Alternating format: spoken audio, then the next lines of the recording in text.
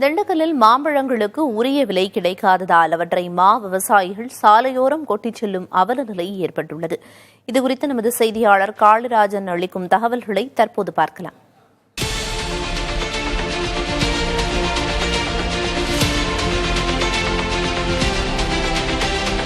திண்டுக்கல் மாவட்டத்தில் நத்தம், சானார்பட்டி, கோபால்பட்டி, செந்துறை, அய்யலூர், பழனி, ஆத்தூர் உள்ளிட்ட சுற்று வட்டார கிராமங்கள் என முக்கிய தொழிலாக இந்த மாம்பழ விவசாயம் இருந்து வருகிறது. குறிப்பாக நத்த வட்டத்தில் மட்டும் 7080 ஹெக்டார் அளவுக்கும், சானார்பட்டி வட்டத்தில் 5004 ஹெக்டார் அளவுக்கும் இந்த விவசாயம் நடைபெற்று வருகிறது. பூச்சிக்கொல்லிகள் மற்றும் மர பராமரிப்பு போன்ற எல்லாத்துக்கும் சேர்த்து மொத்தமாக அந்த எடுப்பு கூலி எல்லாமே சேர்த்து 10 ரூபாயிலிருந்து 20 ரூபா வரைக்கும் விவசாயிகளுக்கு இந்த செலவாகிறது.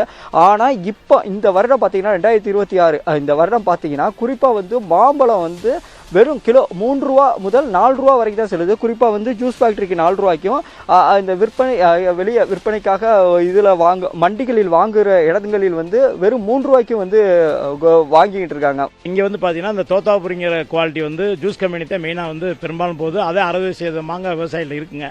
அதுக்கு விலை கிடைச்சா மட்டும்தான் அது பேசிக் வச்சு தான் எல்லாருக்கும் விலை கிடைக்கும். இந்த வருஷம் பார்த்தீங்கன்னா ஆரம்பத்திலே ஸ்டார்டிங்லே மாம்பழ கூழ் தொழிற்சாலை கொள்முதல் இது வரைக்கும் பண்ணலைங்க.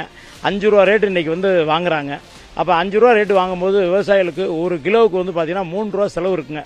மருந்தடிப்பு, அந்த தசகூலி, அந்த எல்லாமே பார்த்தீங்கன்னா கான்ட்ராக்ட் அந்த இது பூராமே 2 ரூபா கிடைச்சா அவங்க விவசாயம் எப்படி தொழில் பண்ண முடியும்? இதுக்கு மாற்று என்னென்னு கேட்டால், அவங்க மாம்பழ கூழ் தொழிற்சாலை கேட்டால் எங்களுக்கு டொமஸ்டிக்கில் 15% மேங்கோ பல்ப் போகும். அதை அவங்க பெரிய பெரிய கம்பெனி மாஸ்டர் ஸ்லைஸ் அவங்க வாங்கலை. அது ஒரு காரணம் சொல்கிறாங்க. இயற்கையாகவே இப்போ இந்த உலக போர் நடக்கிறதுனால எக்ஸ்போர்ட் ஏற்றுமதி ஆகலை. அது ஒரு பெரிய காரணம்னா யாரும் எங்களுக்கு ஆர்டர் தரலைங்கிறாங்க.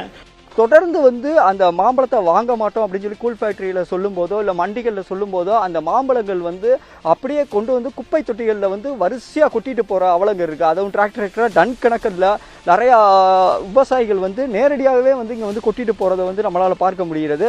இந்த மாம்பழ விவசாயிகளையும் மாம்பழ விவசாயத்தையும் காக்கணும் அப்படின்னா அரசு கண்டிப்பாக நடவடிக்கை எடுக்கணும் அப்படிங்கிறது இங்கே இருக்க விவசாயிகளின் முக்கிய கோரிக்கையாக இருக்கிறது.